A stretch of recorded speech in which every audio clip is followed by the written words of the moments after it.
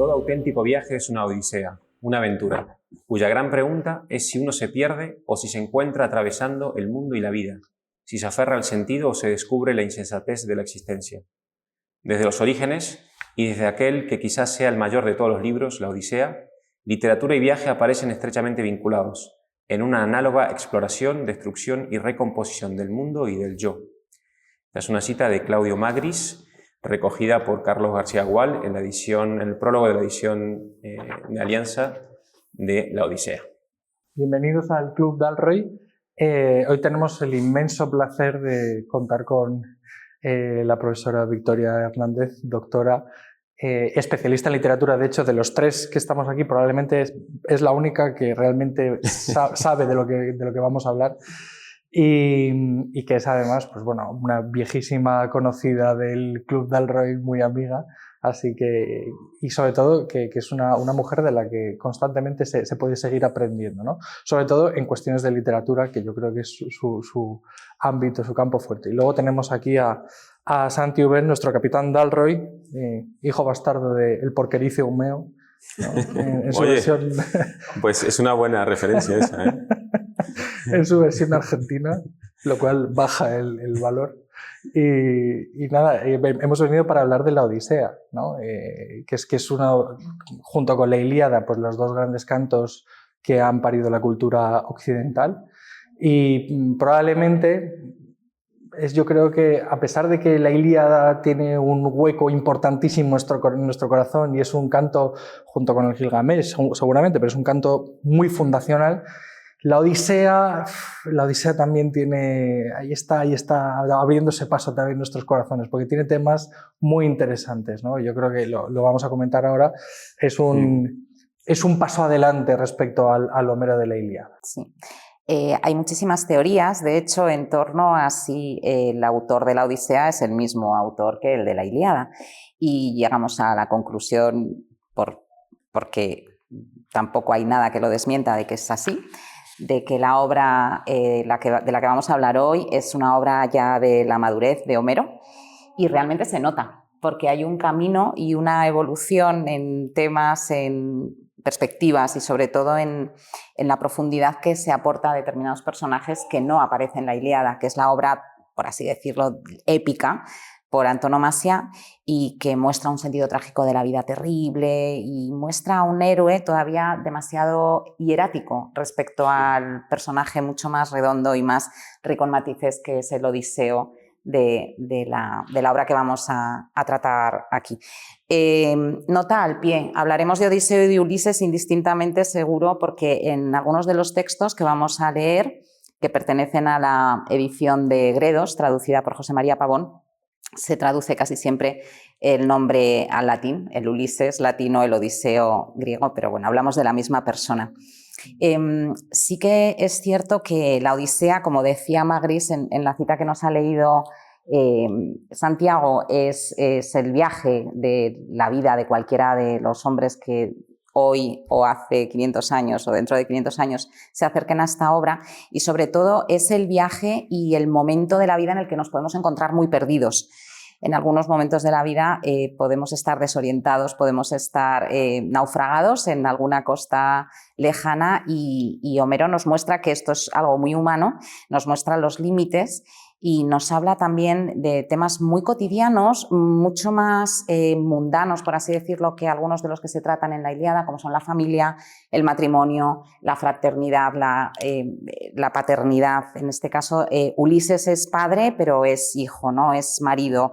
La fidelidad de Penélope. Hablaremos capítulo aparte de este gran personaje de la literatura. Y también yo creo, por recoger una cosa que ha dicho Javier Rubio Ípola, que aprovecho para presentarlo, nuestro querido elfo en el cuerpo de un orco, tiene Eumeo, este porquerizo, que ya hablaremos de él más adelante, tiene una cuestión muy, muy interesante, que es el único personaje al que Homero se dirige como cuando habla, ¿no? Cuando dice, y tú, querido Eumeo, como si la historia se la estuviese contando al porquerizo.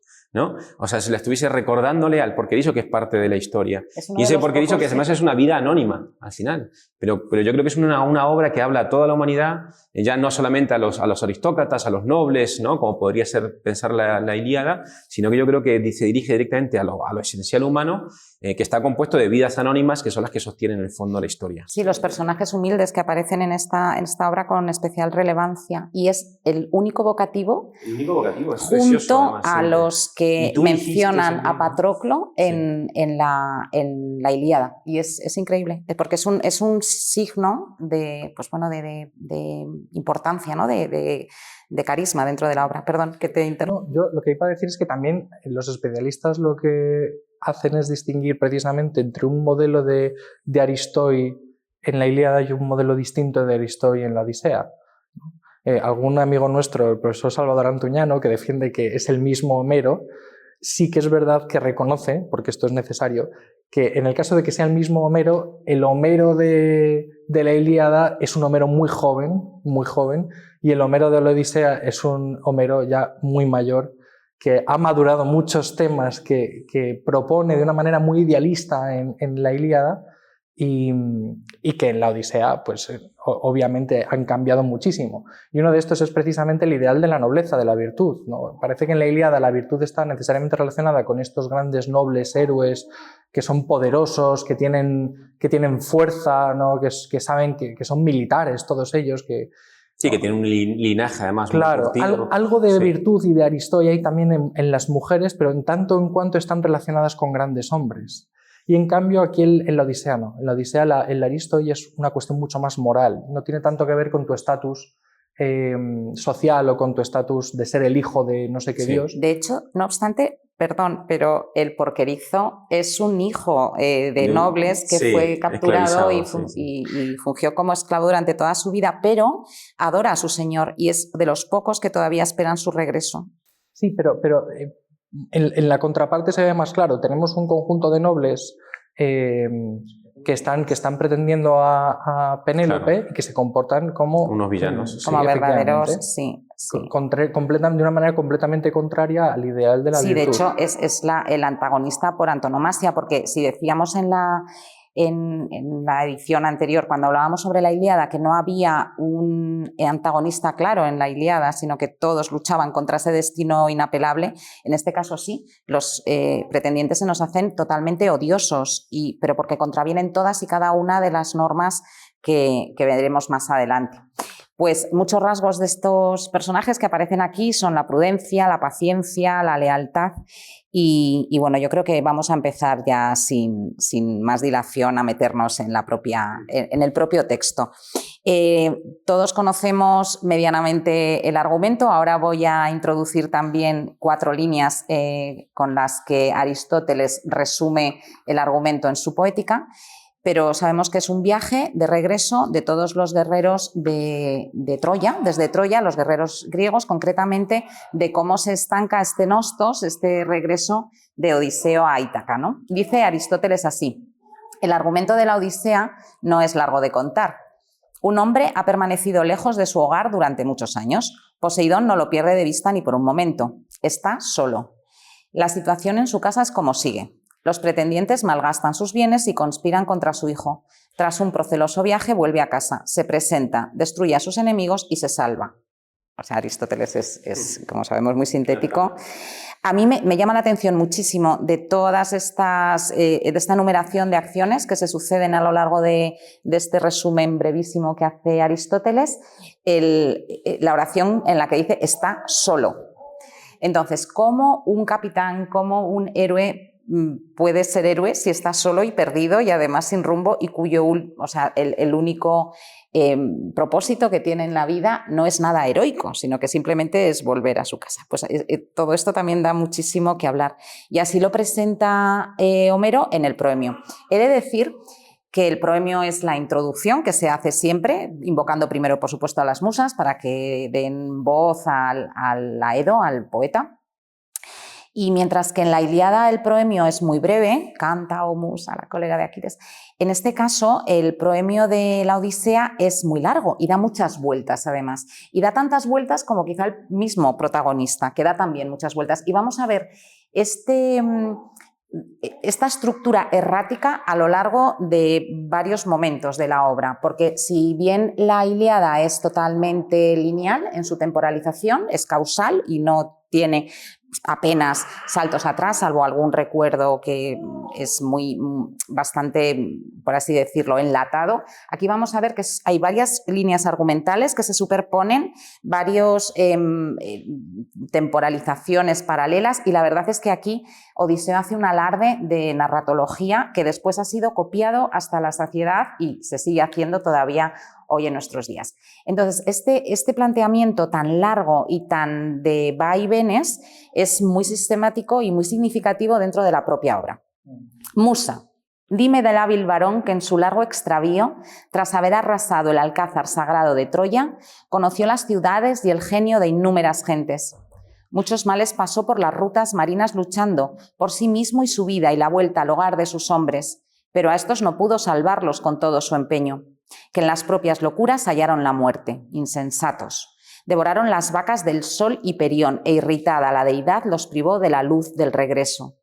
Principio da a contar donde quieras, oh diosa nacida de Zeus. Cuantos antes habían esquivado la abrupta ruina en sus casas estaban a salvo del mar y la guerra.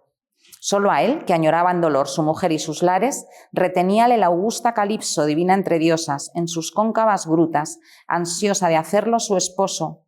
Vino al cabo, al rodar de los años, aquel en que habían decretado los dioses que el héroe volviese a sus casas, en las tierras de Ítaca.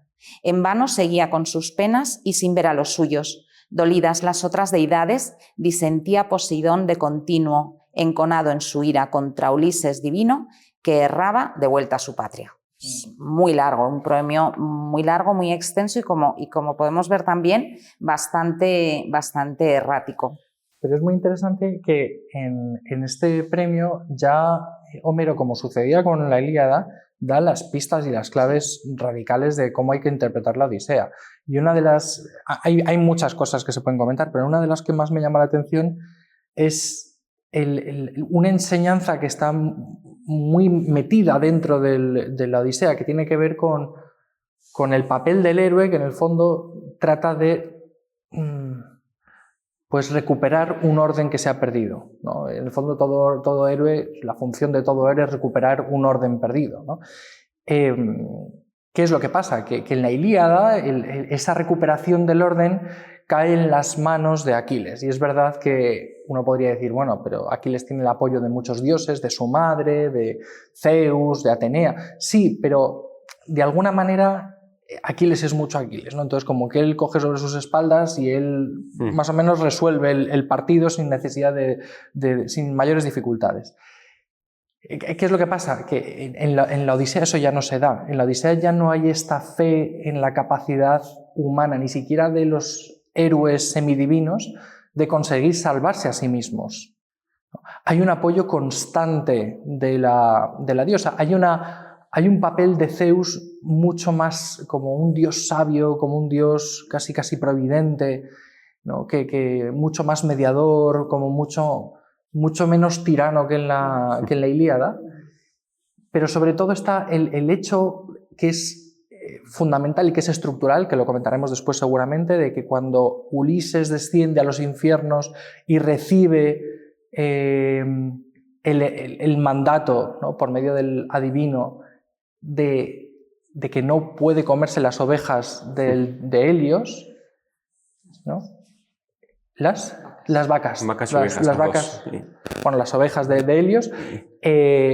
Claro, cuando los submarinos desobedecen, se condenan a sí mismos a muerte. Es decir, el cumplimiento del héroe siempre depende, la salvación del héroe es imposible que el héroe la logre por sus propios medios, por más que se esfuerce y por más ingenioso que sea y demás.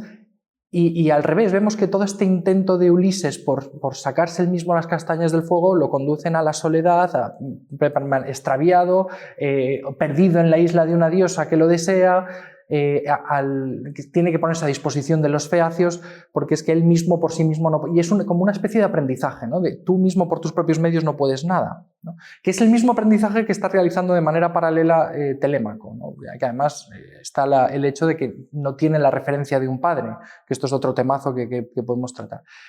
Pero a mí esto me parece fundamental, que estamos de vuelta a casa, tengo que recuperar el orden perdido por mi ausencia, ¿no? Sí. Y no puedo hacerlo yo solo. No puedo hacerlo yo solo. Dependo, para empezar, de los dioses, de Atenea y de los demás dioses, de la buena voluntad de los dioses, ¿no? De aplacar la ira de Poseidón y de la buena voluntad de los dioses. Pero luego dependo también de cómo me reciban y dependo también de mis aliados. Ese es otro tema, la hospitalidad. Efectivamente. O sea, es en ese errar continuo por las islas y por las costas del mar Mediterráneo, tenemos esta situación en la que continuamente se ve expuesto a la violencia, posible violencia o justicia. Dicen, siempre cuando llega a un sitio dice, vivirá hombres salvajes, violentos, no sé qué, o gente que sea piadosa y que siga la justicia de Zeus y tal, no sé cuánto, ¿no? O sea, siempre es la pregunta que uno tiene al ser extranjero y estar desamparado y no tener dónde, ¿no? Y esto es un tema que además de los recurrentísimos, que aparece continuamente, aparecerá luego al final cuando él se presenta también como vagabundo, siempre es ese medir al otro. El otro ¿me va a recibir o no me va a recibir? Ahí está, esa es la cuestión, ¿no? Yo creo que también esto va a componer, me imagino, históricamente, pues una identidad nacional griega muy fuerte y una, bueno, pues eso, una moral común en torno al recibir al otro, que puede ser un dios disfrazado, ¿no? Que es otro de los... Es que hay muchos factores, además, que componen a este personaje tan particular que es Odiseo. Hemos visto a los héroes de la Ilíada que son fuertes, que son casi sobrehumanos y realmente formidables, ¿no? Como paladines. Y Ulises también lo es, Odiseo también lo es, pero además es muy hábil con la palabra y es ingenioso y se le ocurren trucos para todas las situaciones. Y esta es una nueva profundidad, un nuevo matiz muy interesante que aporta el poeta, ¿no? Al personaje, a este héroe. No hemos hablado de la estructura, hemos dicho que sí que es cierto que tiene varias líneas narrativas, por así decirlo, pero la obra completa está estructurada en 24 cantos. Bueno, es una estructuración que se hace con posterioridad, pero bueno, lo conocemos ya tradicionalmente así, al igual que la Ilíada.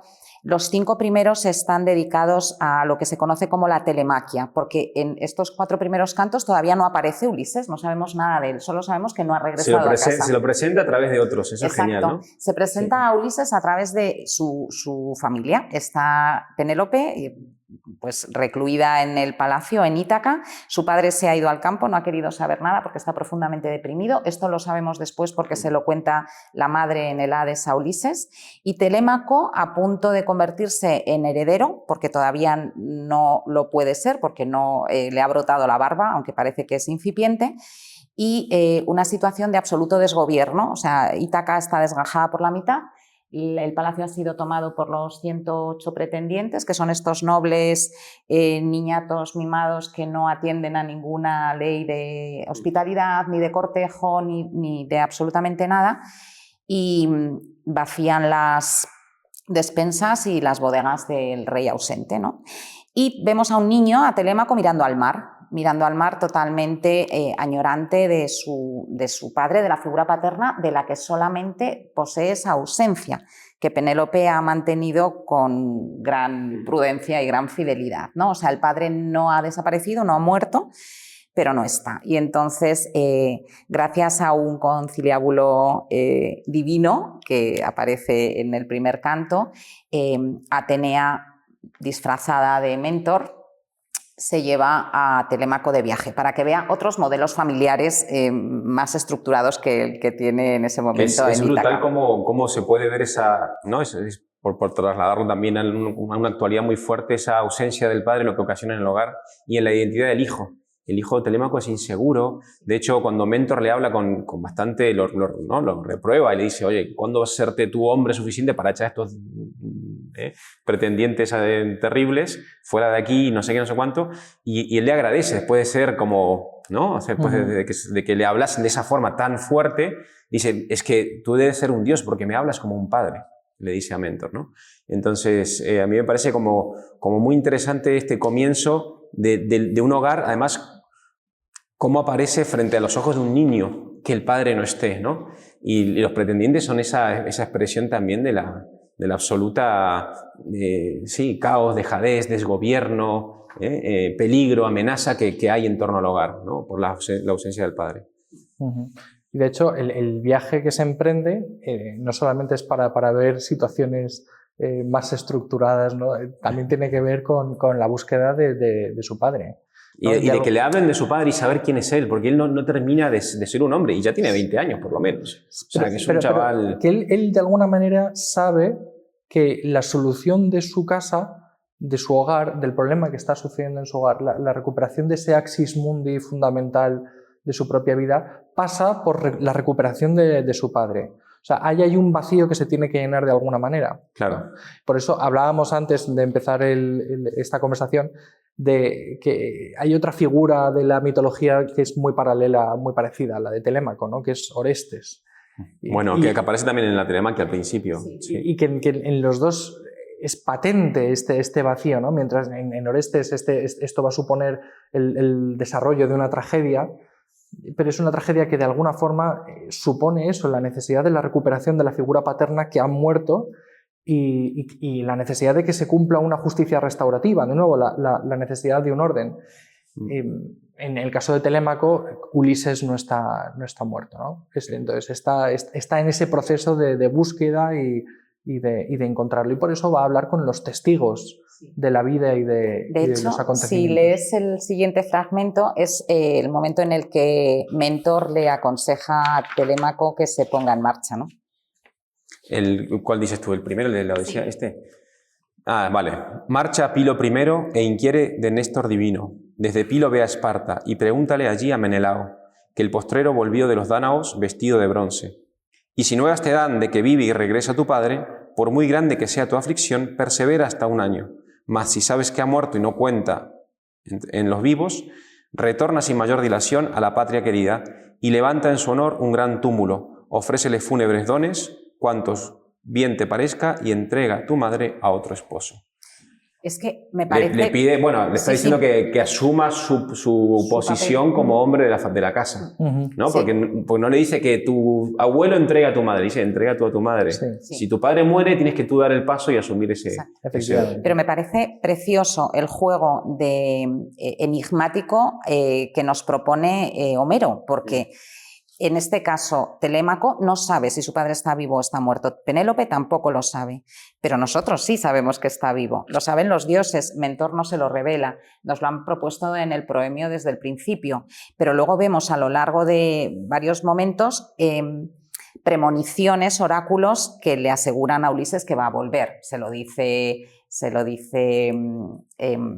se me acaba de borrar el nombre, en el Hades, van a buscarlo, Tiresias, se lo dice Tiresias en el Hades, sí. Le dice todo lo que va a ocurrir, pero después Calipso cuando lo despide también se lo va a decir, es decir, hay muchísimas premoniciones que hace que los receptores del poema sepamos que va a llegar finalmente tras muchas peripecias, pero aquí se les oculta la realidad, entonces esto da también una dimensión de dureza trágica, en este caso que Telémaco no es capaz casi de asumir. Y entonces Telémaco emprende este viaje y es muy bonito y va a ver a Néstor, como le ha recomendado Mentor, y después va a ver, y a mí esto me parece sublime, va a Esparta y se encuentra allí con Menelao y con Helena, que ha vuelto después de la terrible paréntesis de 10 años y de todo lo que supuso su huida, más o menos enajenada con París, que ya no importa y está en otro momento de su vida, casando concretamente a 2 de sus hijos. Y llegan ahí los hijos de Néstor acompañando a Telémaco y ocurre este diálogo que tiene lugar entre Menelao y su mujer que me parece delicioso. No, perdón, es que me he saltado un poquito.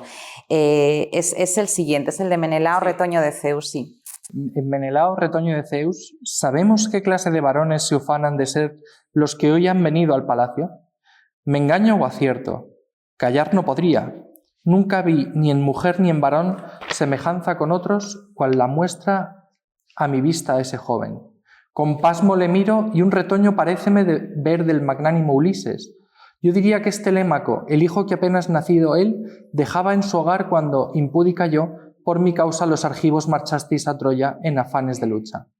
Menelao, el de rubios cabellos, le dijo en respuesta: «Así creo yo también, oh mujer, como tú conjeturas.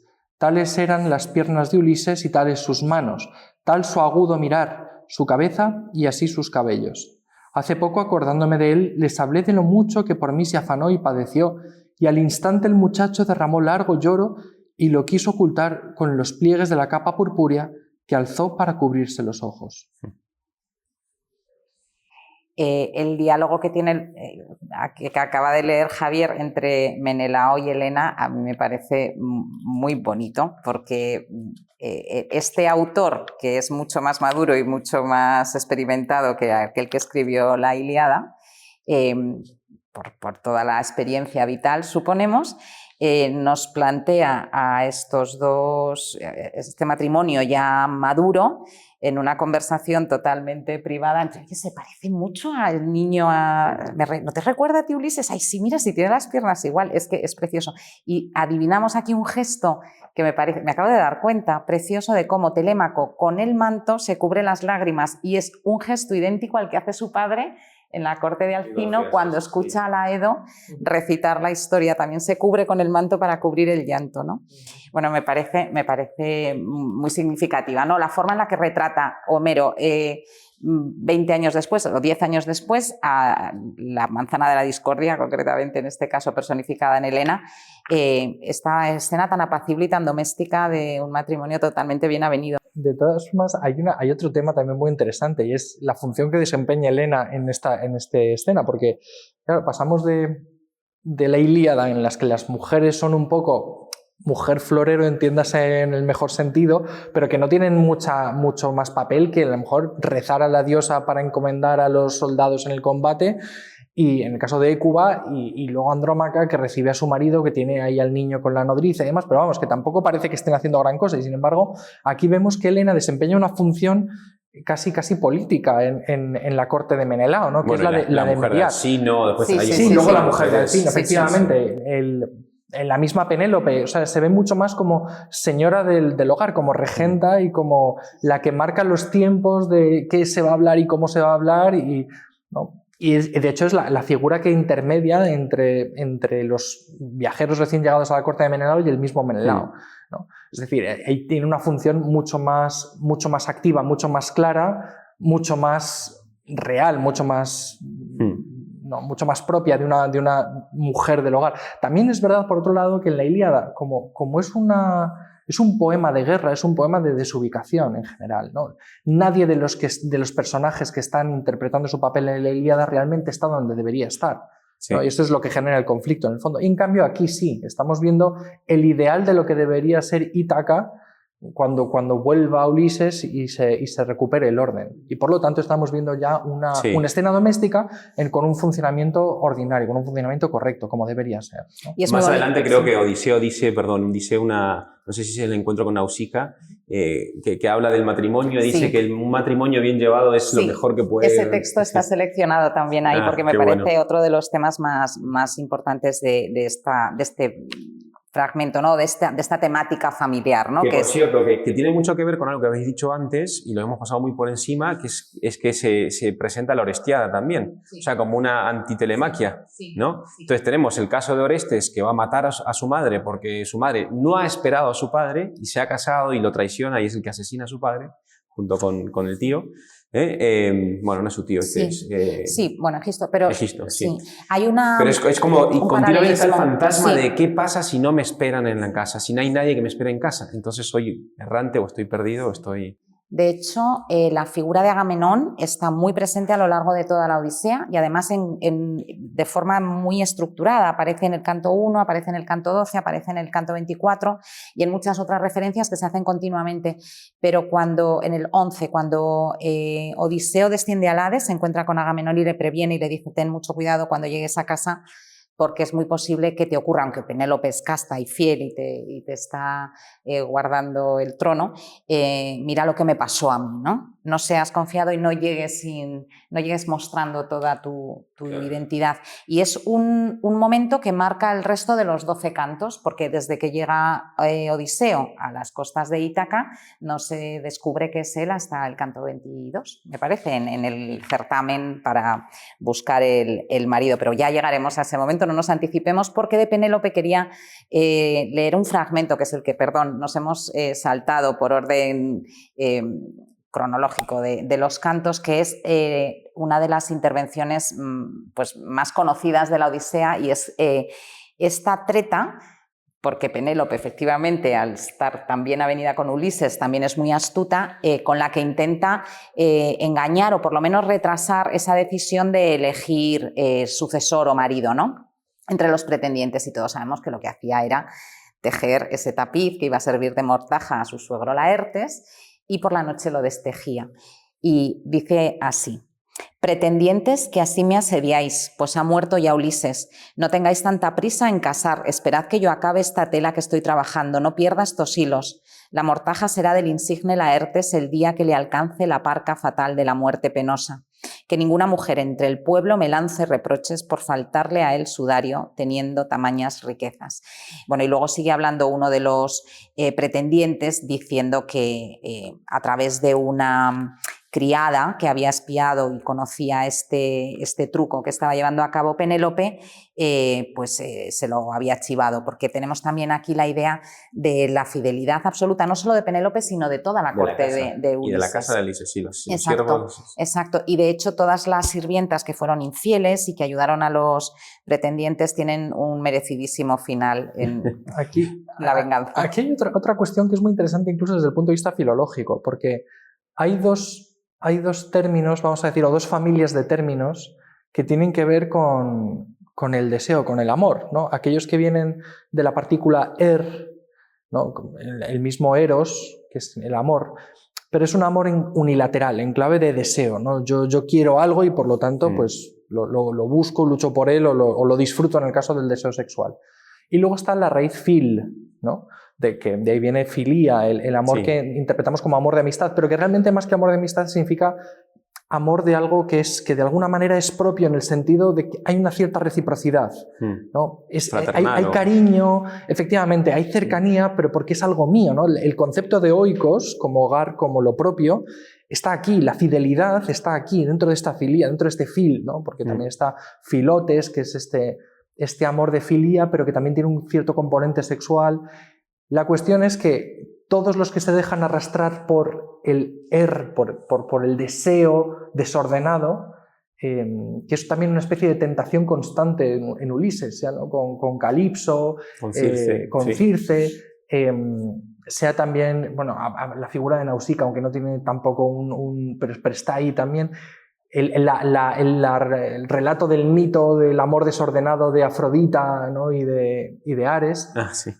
En el fondo manifiesta este deseo, pero que es un deseo de un bien desordenado, ¿no? Y por eso las sirvientas que se dejan arrastrar por este eros en relación con los pretendientes, pues luego serán sacrificadas, porque no han respetado la filía, no han respetado el... Bueno, hay un caso todavía más terrible, que es el de la fenicia que cuida a Eumeo. En el relato del Porquerizo, ¿no? Él dice que él vivía en una casa bien, tal, no sé cuánto, y vivía y había una especie de nana que lo cuidaba, que era una fenicia que un día se enamoró eróticamente de un fenicio que pasaba por ahí y se fue con él. Y se llevó el niño para venderlo como esclavo. O sea, en vez de ese al cual se debía y protegía y el cual el niño confiaba, se lo termina arrastrando hacia el barco de los fenicios para que acaba como esclavo, ¿no? Ese es un poco el o sea, es la traición de lo propio, de la fidelidad. Exacto. De lo propio, por la fascinación de lo ajeno. Sí. Pero hasta la destrucción de uno mismo, ¿no? Hasta la pérdida de la propia identidad. Y la mujer acaba muriendo, de hecho, ¿no? Con no sé si es una flecha de Apolo o lo que sea, pero acaba muriendo enferma en el barco y la acaban arrojando para que sea devorada por los animales del marinos. Es una cosa terrible el destino de esta mujer que traiciona lo propio, el oikos, por este eros que dice Javier. Y luego hay otra cuestión que también es semántica y que también es interesante para interpretar la Odisea en su conjunto, que de hecho lo estábamos hablando ayer, que es el concepto de muerte que tiene el Homero de la Odisea, que también aparece marginalmente en la Ilíada, pero mucho más claramente en la Odisea, ¿no? Cuando habla de la condición humana, y utiliza la palabra brontos o brontos, ¿no? para hablar del el hombre está hecho de muerte, ¿no? No es mortal, porque mortal de alguna manera es la cualidad del que va a morir. No. El hombre es como decir leñoso, ¿no? Está hecho de madera, ¿no? Es mortuoso el hombre, está hecho de muerte, ¿no? Y esta condición, el estar hecho de muerte, hace que en la Odisea haya una prisa mucho más clara, una tensión mucho más clara para resolver la vida, ¿no?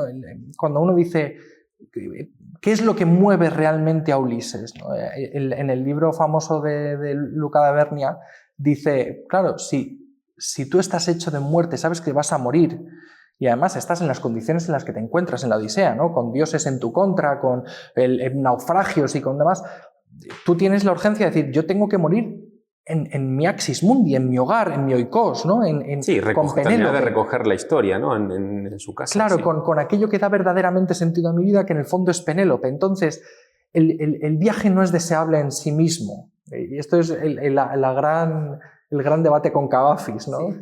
El viaje no es deseable en sí mismo, el viaje es un medio para llegar a donde tenemos que estar, al fin de nuestra vida, sí, que es donde realmente está nuestro corazón, ¿no? Y de hecho, hay un pasaje, me estoy adelantando mucho, pero bueno, hay un pasaje en el libro 23, cuando ya se encuentran Ulises y Penélope, Odiseo y Penélope, en el que en la misma frase se habla de que Ulises se une a Penélope con deseo de amor, y se utiliza tanto una palabra, no me acuerdo cuál, pero una palabra que tiene que ver con la raíz de Eros, con otra que tiene que ver con la raíz de Filia. Lo vamos a leer luego, ese fragmento además.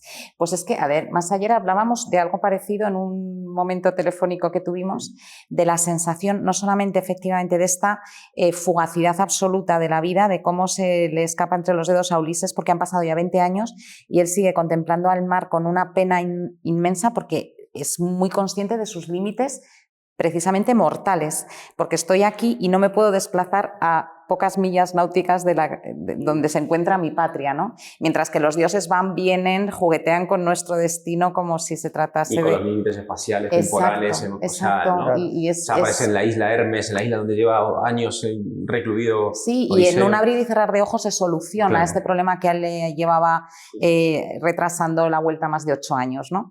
Y es la verdad muy potente esta figura. Y aparece además muy bien retratada en cada una de las apariciones de las almas que se les presentan en varias ocasiones, y por supuesto en el libro 11, en el canto 11, donde visita el Hades. Perdón. Pero no, vamos a ver si queréis la parte del canto quinto, porque es precisamente cuando Circe le ofrece, que Circe no, Calipso, ¿no? Es Calipso. Sí, Calipso, sí. Le ofrece la inmortalidad.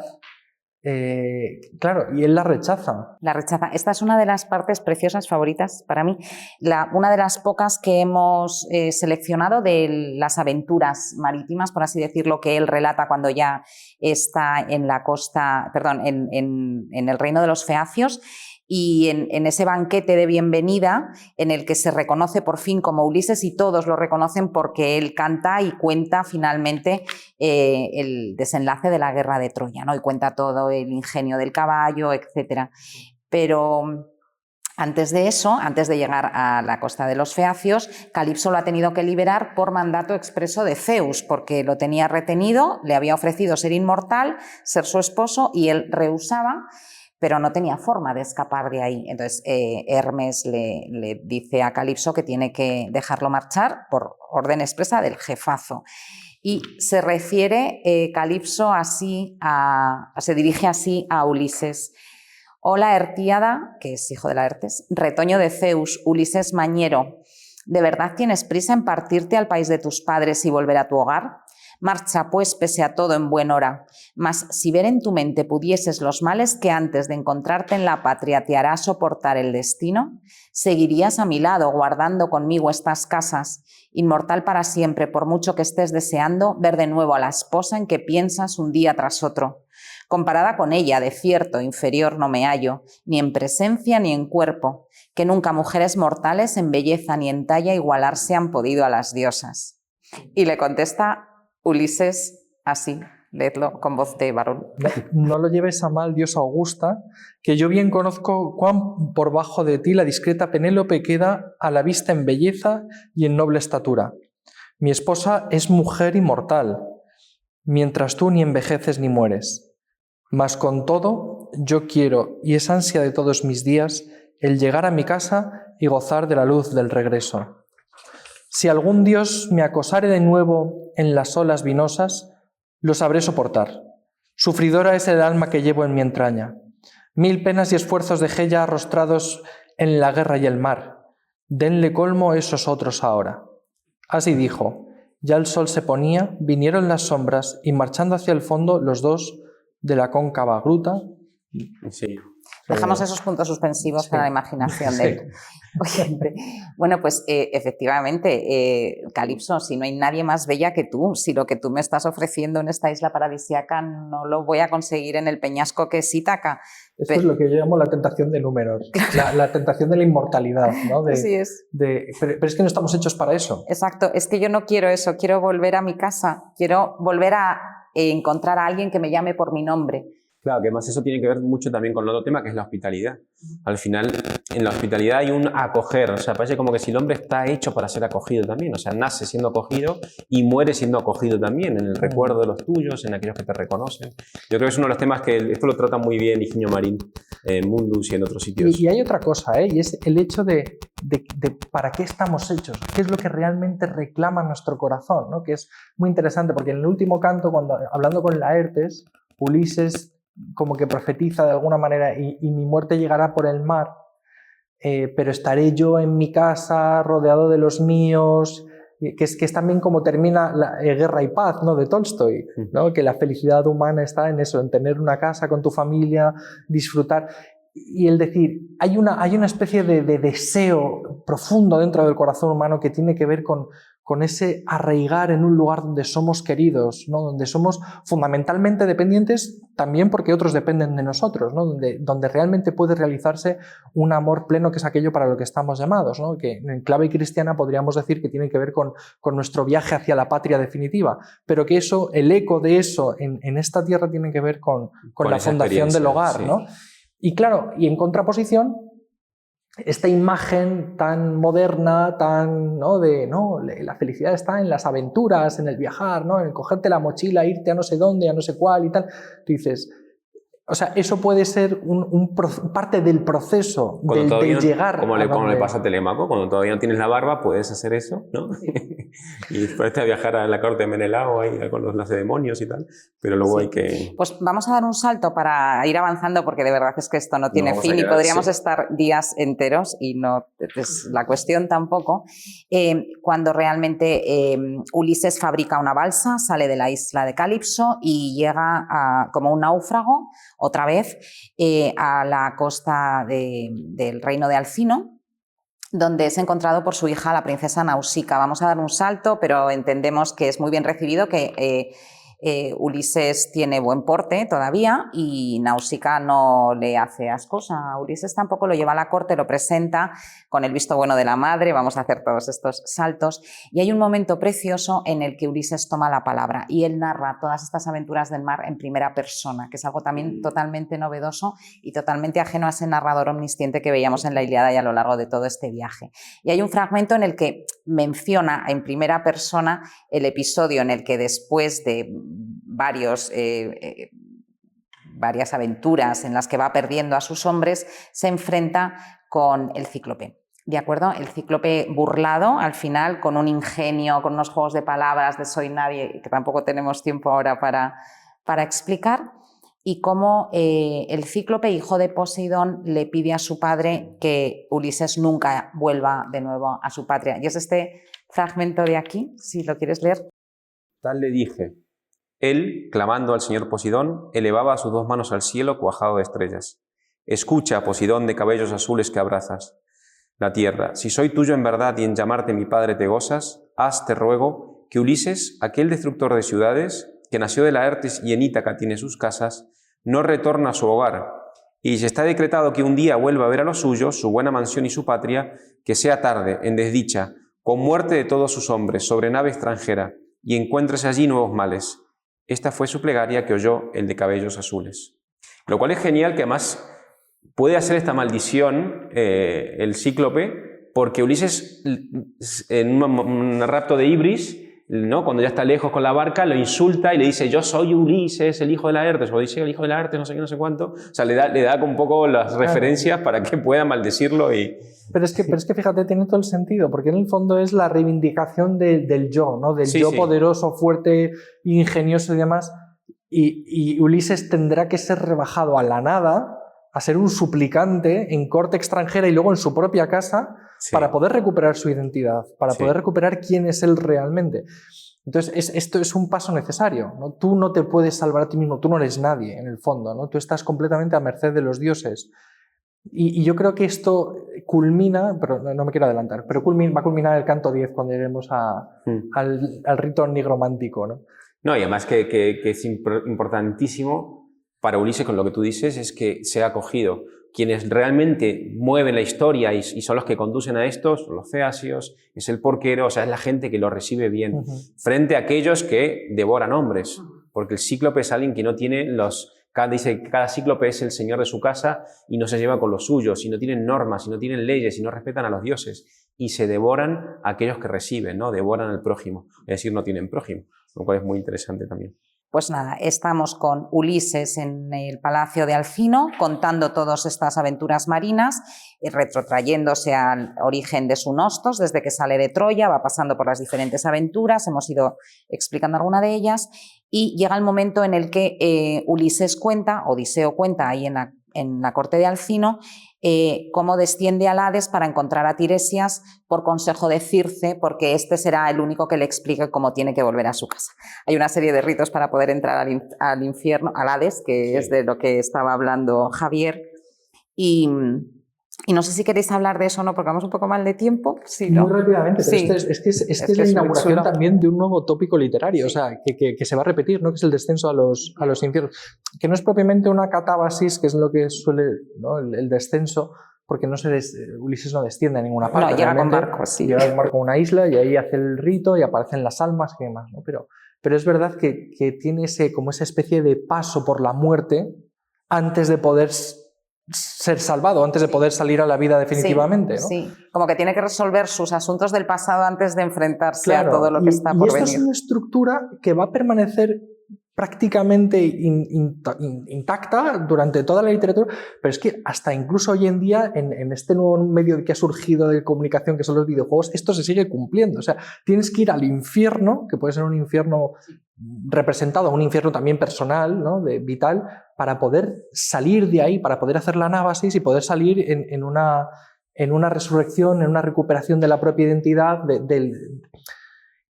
en Dante es clarísimo, ¿no? Dante, que está perdido en la selva oscura y que no puede ascender por el monte que le va a llevar al paraíso, que le va a llevar a la salvación por sí mismo, y entonces tiene que bajar al infierno para poder comenzar el ascenso verdaderamente, ¿no? Gilgamesh también baja al infierno, va al infierno para... Efectivamente, y cuando desciende Gilgamesh para recuperar la planta que va a devolver la vida. Cuando atraviesa las montañas donde se pone el sol y tal, que es un momento oscuro donde él está perdido y no sé qué, es un momento también de muerte simbólica. De renovación, efectivamente. Un paso necesario para la recuperación de la vida, ¿no? Para la recuperación del sentido. ¿Qué es una recuperación de la vida? Es una recuperación de una vida sobre la antigua, ex vetus, no es una recuperación de una vida nueva, sino es una recuperación que se construye sobre lo que ya hay. Una restauración, ¿no? Sí. Efectivamente. He traído un fragmento muy chiquitín de su conversación con todos Ese asunto es fascinante. Sí, y es cuando encuentra con Aquiles.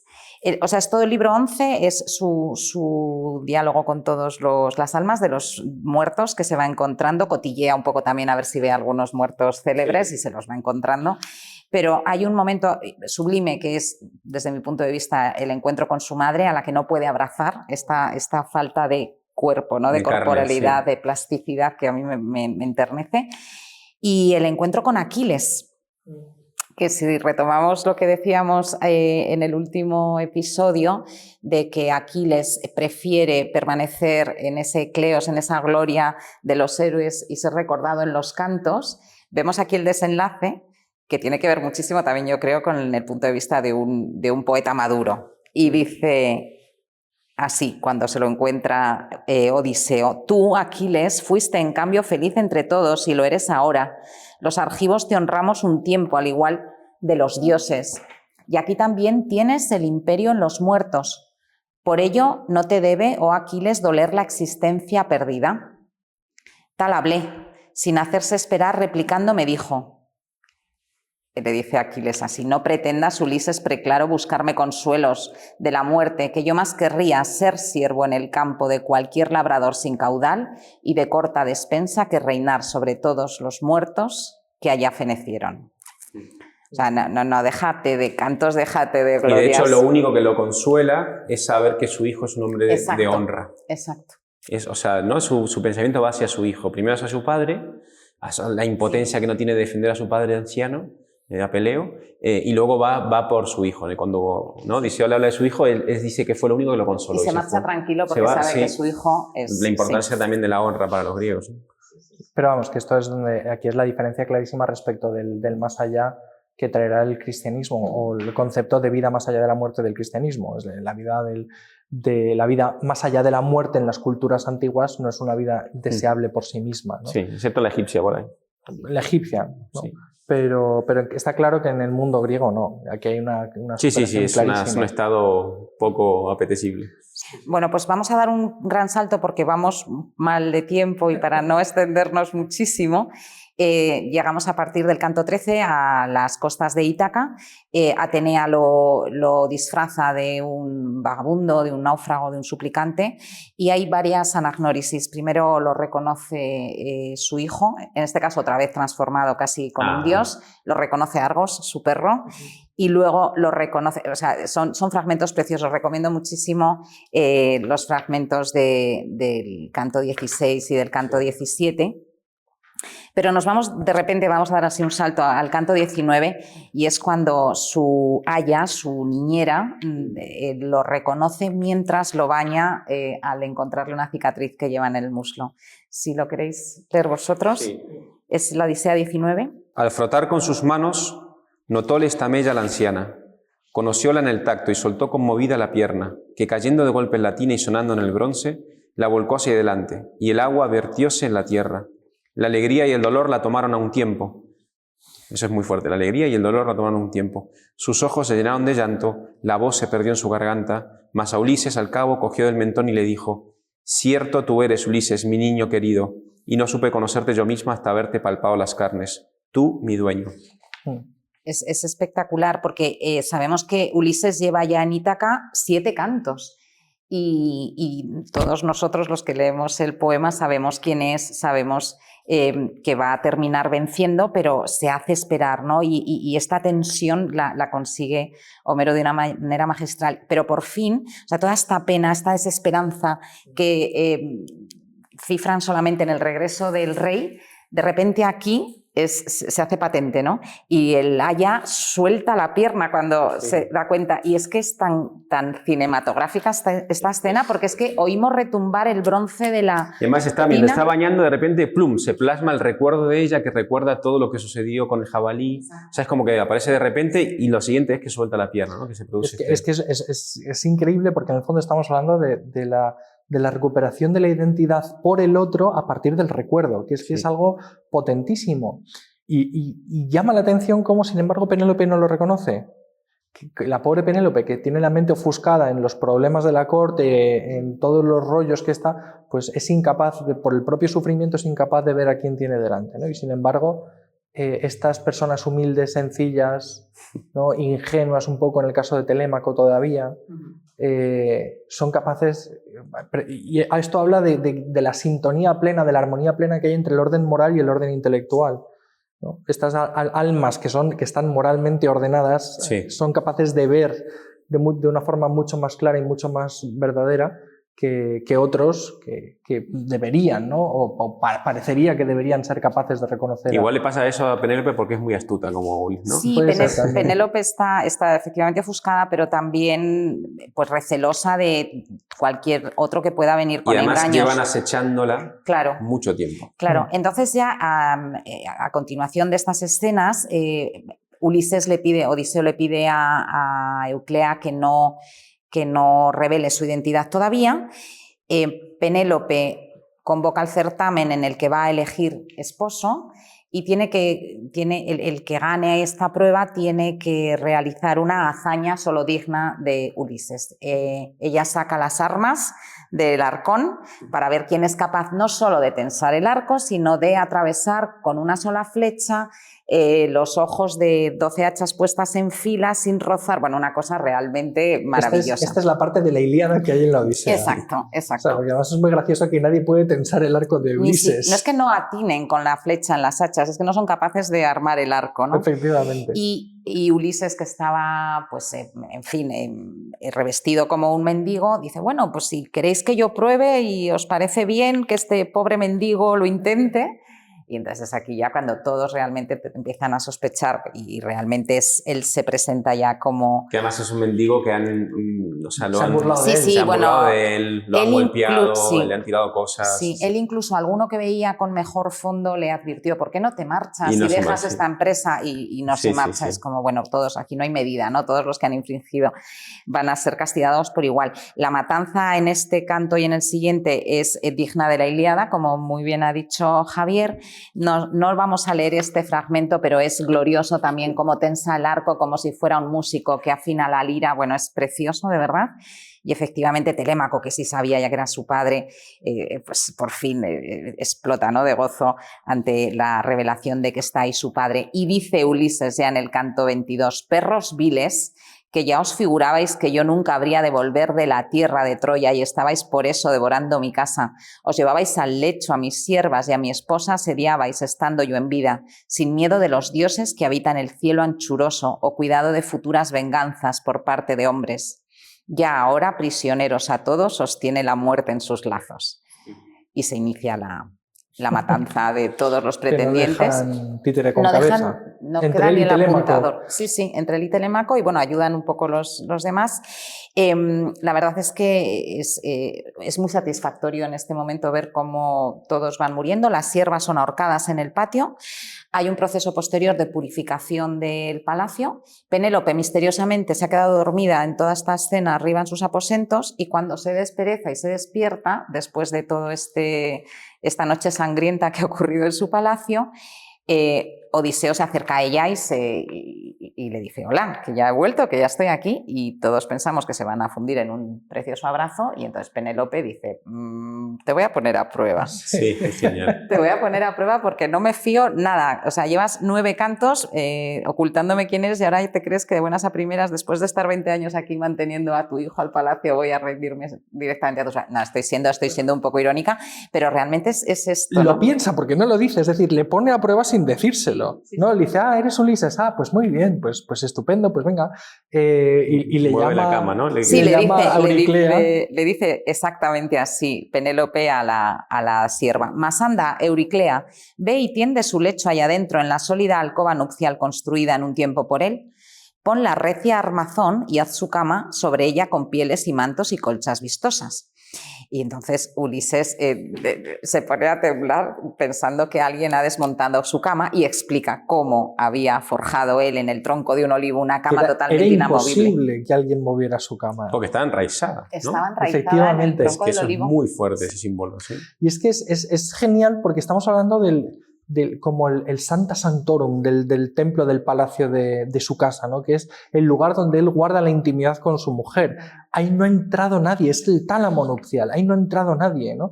Y es un árbol que está sobre el tronco mismo, está tallado sobre el tronco, y por lo tanto es imposible que para mover el lecho hay que haber talado el árbol, ¿no? Y claro, talar el árbol significa pues cargarse la estructura, ¿no? El axis mundi precisamente de la casa. De la casa. ¿no? Sí. Y pero por era eso, la prueba de Penélope para saber si Penélope, efectivamente él sabía cómo era esa cama y si había podido ser desmontada. Entonces cuando él dice, ¿quién ha desmontado mi cama que yo forjé con mis manos?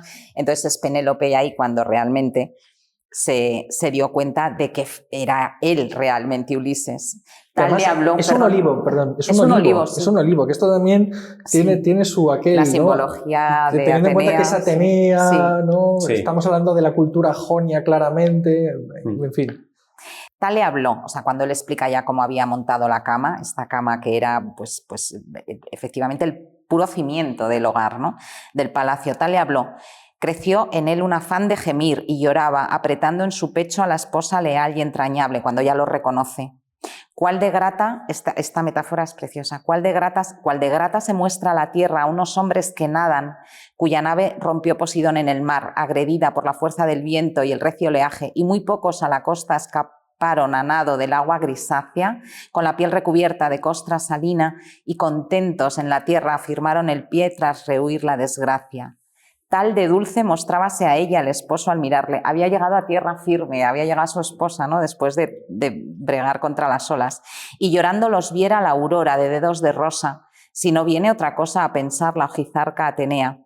Largo rato, esto es precioso también, largo rato a la noche paró, ya en su fin, y retuvo bajo el mar a la aurora de trono de oro, impidiendo que enganchase a Faetonte y a Lampo, los rápidos potros que subiéndola al cielo les llevan la luz a los hombres. O sea, Atenea retuvo esa noche de amor en la que se reunieron después de 20 años Odiseo y Penélope para que tuvieran más tiempo para amarse, ¿no? O sea, me parece un final precioso. Y se restituye, ¿no? En este caso el orden, el Axis Mundi vuelve a su hogar. Sabemos que Dante después condena a Ulises en uno de los círculos del infierno porque se volvió a ir. Que dice que...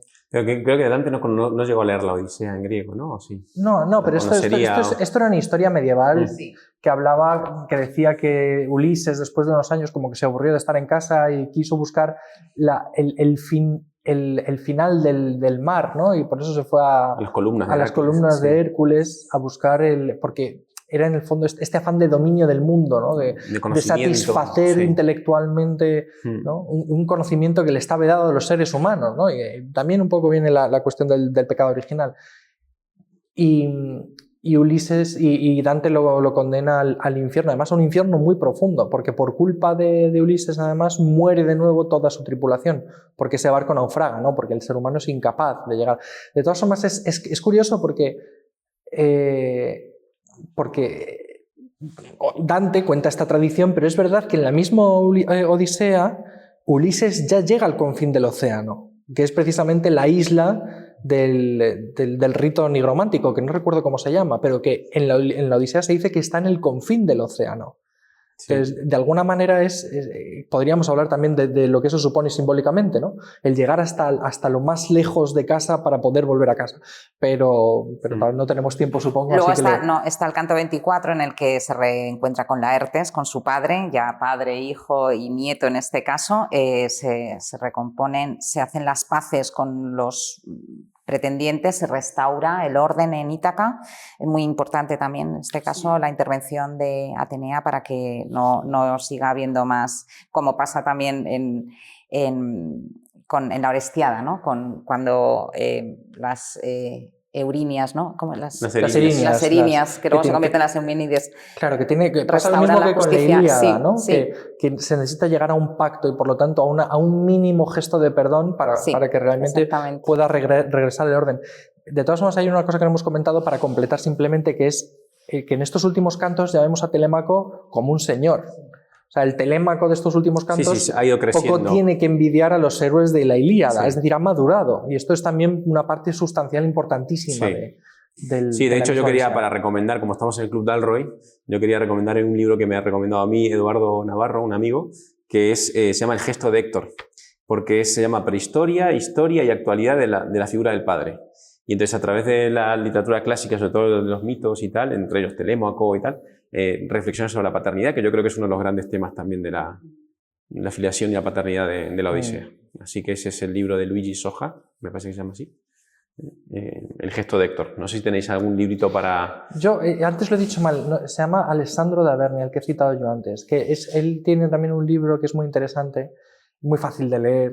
Él es un profesor italiano, ¿no? Tiene este lenguaje y esas experiencias que él va sacando del haber leído la Odisea en clase, porque esto es una especie de proyecto que hizo él en su clase, ¿no? De durante un año leer la Odisea con sus alumnos y comentarla. Y el fruto de este ejercicio pues es un libro que no recuerdo cómo se llama, pero lo pondremos en la referencia del vídeo, sí. Sí, pues yo siempre recomiendo una novela de un profesor de literatura antigua en la que cuenta también cómo lleva a cabo una lectura en un curso sobre la Ilíada en la que también aparece su padre, entonces se entremezcla la historia de Odiseo y Laertes y Telémaco con la del propio narrador y su padre. Se titula Una Odisea. y no me acuerdo del título, o Qué sea, del bueno. nombre del autor, pero Igual lo a mí pondremos me ahí. impresiona, solo por Serrano, pero me impresiona la destreza narrativa que tiene Homero en esta obra. O sea, las técnicas que utiliza de ir, volver, traer, no sé qué. Hay un momento, por ejemplo, cuando está en la corte de los Feacios, que habla del Aedo, que se pone a cantar y dice que es un Aedo ciego y no sé cuánto. Yo veo como retratándose igual que hace Velázquez con las meninas, como poniéndosela ahí, o habla siempre elogiosamente de los Aedos. Entonces hay un montón de, bueno, no sé, a mí me parece... Y porque nuestro conocimiento del griego clásico es muy limitado, porque luego Homero es un maestro para decir mucho con poco, y esto, claro, solamente es accesible cuando tienes un cierto dominio del griego, o cuando tienes gente especializada que te lo cuenta, ¿no? Que eso también es Gracias a las ediciones críticas. Efectivamente. Bueno, pues muchísimas gracias. Ha sido un placer, muchísimas gracias. ¿Y despedís vosotros este Dalroy? Sí, pues ya nos veremos en el capitanes. siguiente, que será sobre los trágicos, ¿no? Y bueno, pues nada, ha sido un placer. Muchísimas gracias, Victoria, por guiarnos en esta odisea. Muchas gracias. Gracias.